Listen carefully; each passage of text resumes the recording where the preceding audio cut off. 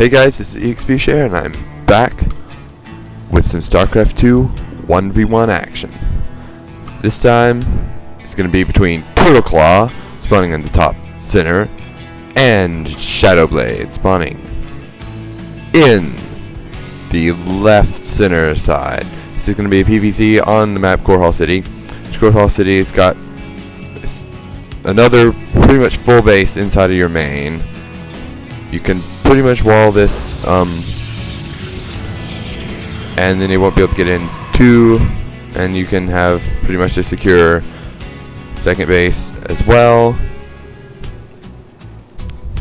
Now that really does kind of, I don't know, I can see this map favoring Zerg, honestly, because Zerg really like to have these wide open areas so they can get full surrounds with their units. But it actually looks like Turtleclaw is going to be going for a 7 pool, which is really cheesy. Really cheesy. And doesn't look like Shadowblade is going to be able to know about this. His probe is going to be scouting out, but he's not going to be scouting in the right direction. Yeah, it looks like he's going to be scouting this just about as late as he can possibly get there. He's scouting in all the wrong places first, but that is kind of the way this works. Because really, Korhal could have spawned over here or down here. But the Lings are now going to be on the way, so this is going to spell some serious trouble for Shadowblade if he doesn't get out some cannon or something to deal with that. Which he does have a forge finishing up right about now. He has now scouted out in the right direction, seen the Lings, should know that something's coming, and indeed he is going to be throwing down a cannon right there. But he did lose the probe to do that. But hang on, what's Korhal doing? He should definitely be moving out with those Lings, but he does look like he's getting 6 more. I don't know what he's up to right there, but little tip, guys, when you 7 pool, move out with your first 6 Zerglings. It really helps. See, Shadowblade now has his cannon done, and he has a skate on the way, which means that the Lings can only run through right here. They still can run through. He'd be wise to... Is he actually going to expand right now? I think he's going to, but I don't know, this might actually work out for him. These Lings are just not at all doing what they're supposed to be doing. They're supposed to be running inside the base, trying to kill the probes, trying to reduce the, to cut back on some mining time, do some economic damage. Because really, if you don't do that, then you're going to be way behind, because you didn't make but like 1 drone. It does look like the pylon's going to be going down. Cybercore is going to be completely rolling those Zerglings off. They're going to be trapped inside the main base. I guess that's a way to do it.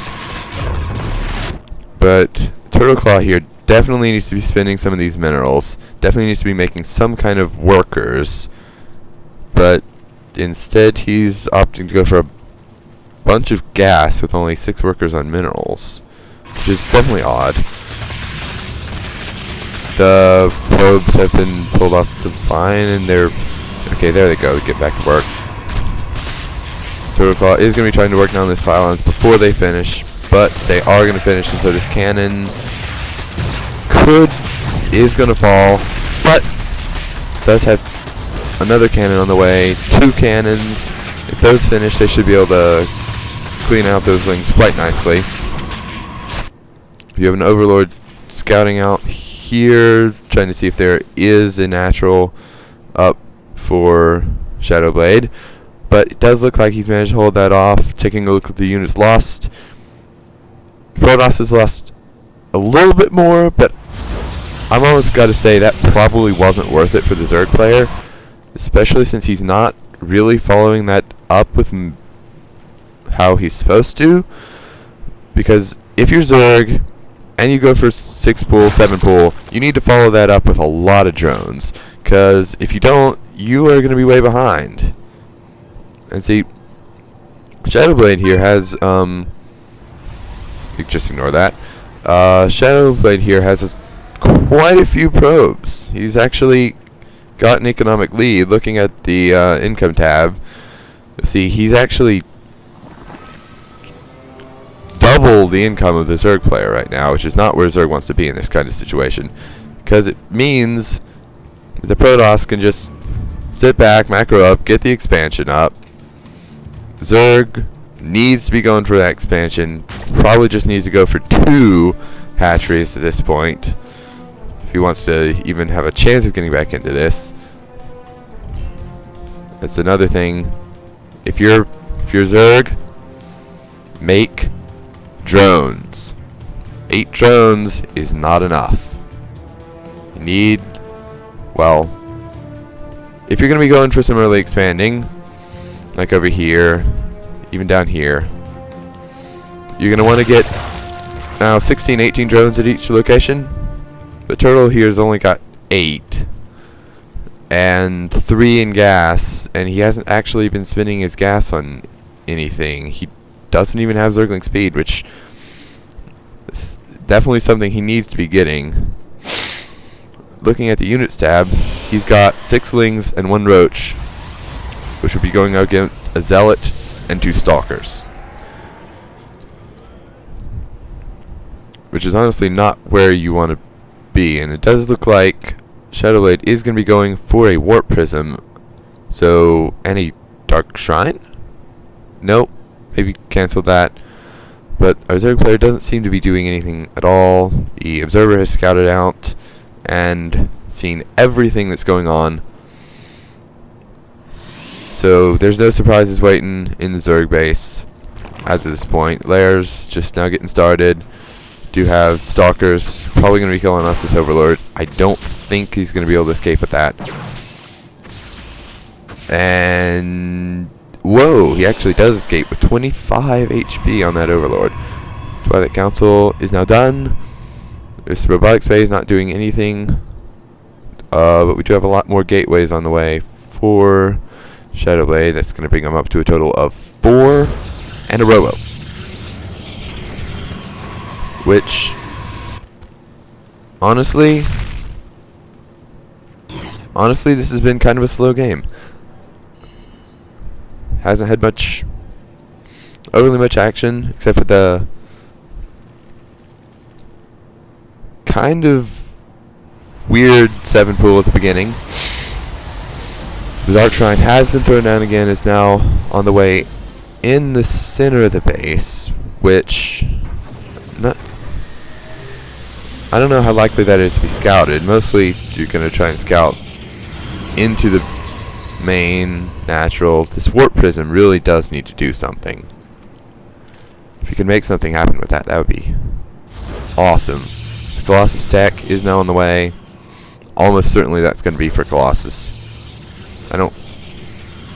I mean, he could get warp prism speed, but that isn't really what you get generally versus Zerg.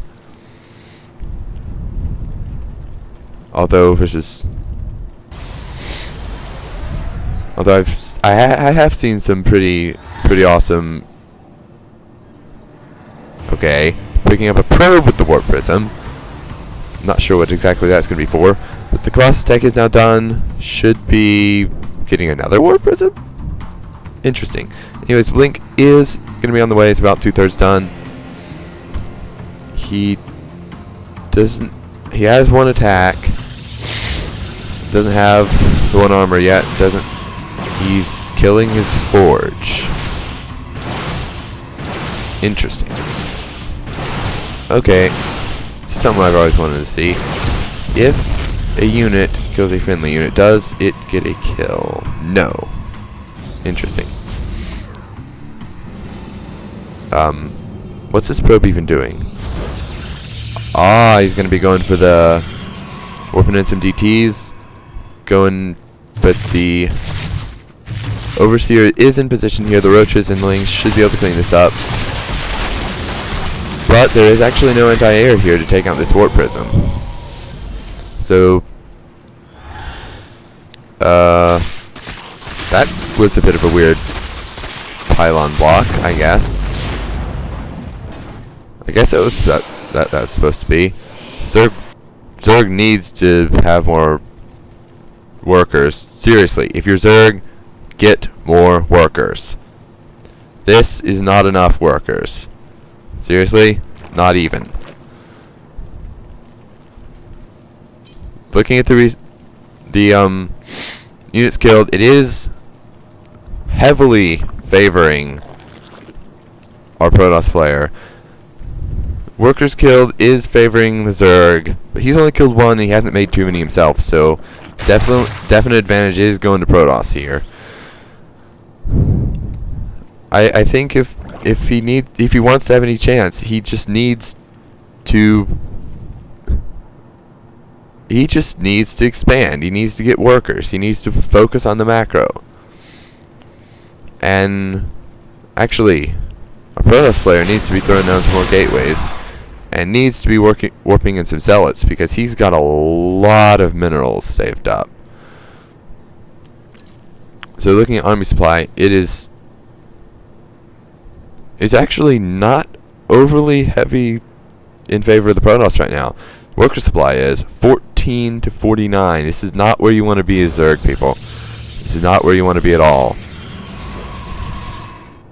Although interestingly, he has been able to keep up on the army supply, even though the worker supply not so much. So with the production of the Colossus, with the third base now on the way for Protoss, our Zerg player is just going to be falling further and further behind. He's not going to be able to keep up, and if he doesn't expand, if he doesn't do something, eventually he's just going to lose. There's nothing he can really do without more drones.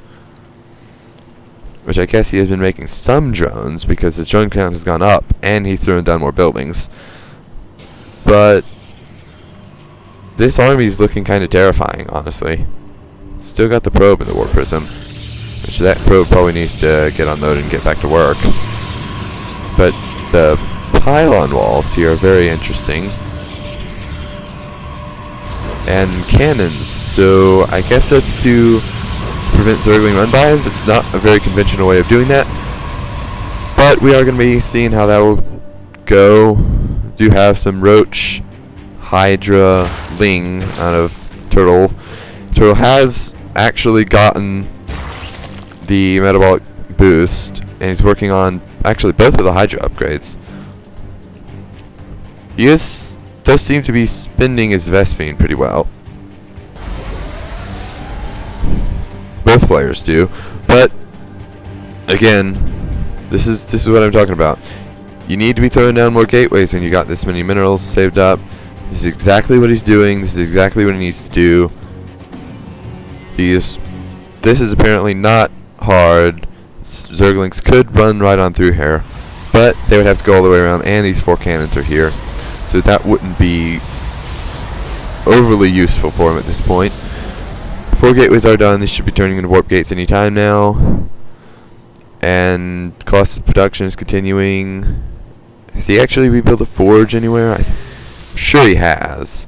Let's look at the structures tab and find that. Yes, he does have 2 forges. They're over here. He's working on the 2 attack upgrades. Still hasn't gotten 1 armor, 1 shield. Still no upgrades for the Zerg player. These zealots, he really honestly doesn't need them anymore. But they did their job. They killed off some stuff. Resources lost is now still heavily favoring the Zerg. But looking at the spending, Protoss has spent way more anyways. So I would say is definitely favoring Protoss player. Now Protoss has 2 Stargates on the way here. I really like this because